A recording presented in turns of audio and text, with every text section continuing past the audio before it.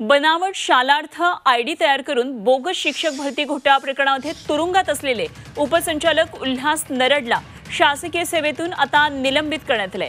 पराग पुडके नावाच्या शिक्षकाला कुठलाही अनुभव नसताना थेट मुख्याध्यापक पदी बसवल्याच्या तक्रारीनंतर पोलिसांनी नागपूर विभागीय शिक्षण उपसंचालक उल्हास नरडला आता 11 एप्रिलला गडचिरोलीमधून अटक केली होती। त्यानंतर या प्रकरणात आतापर्यंत 9 जणांना अटक झाली आहे आणि पोलिसांबरोबर सायबर विभाग सुद्धा याचा तपास करत आहे।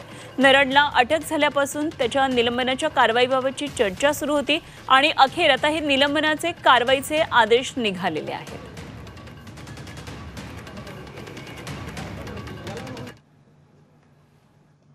मला वाटतं की त्याच्या ईडीचा पण प्रवेश झाल्याची मी काल बातमी ऐकली आहे। खरं म्हणजे याची उच्चस्तरीय न्यायालयीन चौकशी व्हावी।